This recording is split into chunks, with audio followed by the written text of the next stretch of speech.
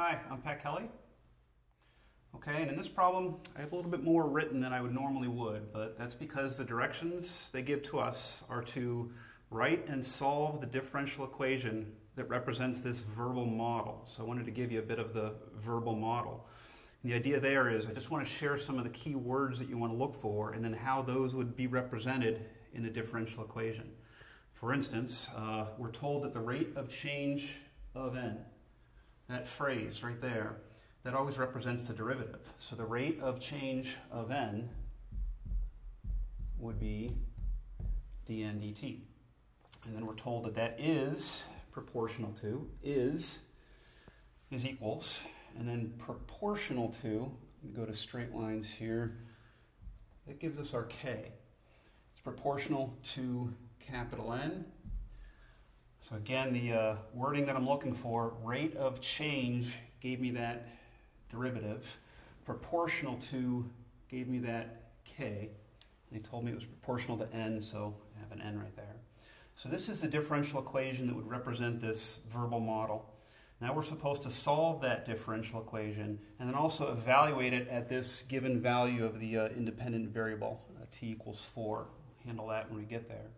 So I need to solve this differential equation, but in this section, in this lesson, you would have learned that the solution for this will always be n equals, and then a constant, e raised to the kt.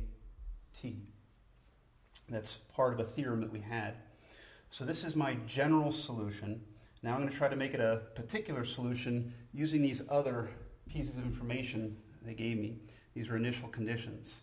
So when t equals 0, n is supposed to equal 250. So I'll go here, my general solution, and grab that specific point of t equaling 0, n equaling 250, and plug those values in for our variable.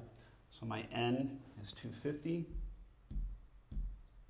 equals c times e raised to the k times t, and my specific value for t is 0, so k times 0.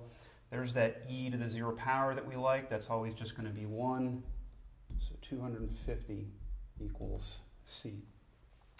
This gives me my value for c, and then kind of hones my general solution. I mean, now we know specifically the value for c is 250, so I'm going to rewrite this solution, but with a 250 in place of c, e raised to the kt.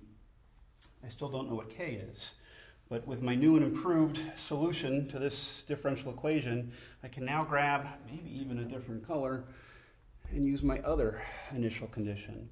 When t equals 1, n is supposed to equal 400. So at 1, 400, I can plug those values for the variables into the equation. That's going to allow us to solve for k. So my n is 400 equals the 250 is still there, the e is still there, and then k times my t value, which is 1, which means I'm looking to solve this equation if I just do k times 1. So I have to solve that equation for k.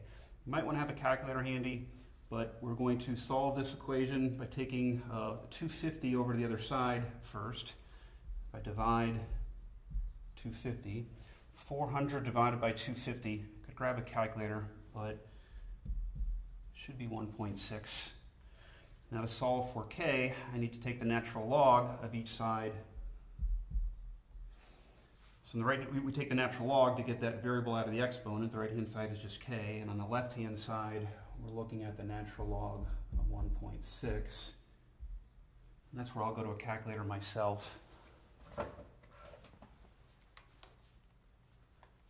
we're just looking for the natural log of 1.6. My calculator tells me that k is approximately 0.47.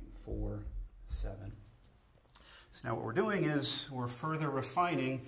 I now have the specific value of k. I can further refine this general solution.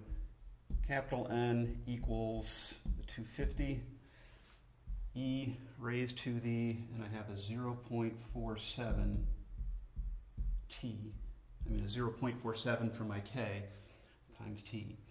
So this is my new and improved solution. This is my particular solution. And now I can use that then to answer this question. What is that value of n when t equals 4? I still have my calculator in hand.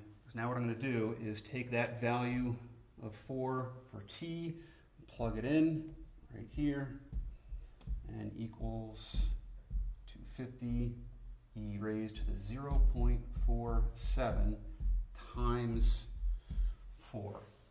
I'm going to run that through my calculator, and it's going to end up equaling 250 times e raised to the 0.47 times 4, all in the exponent, 1638.38 approximately.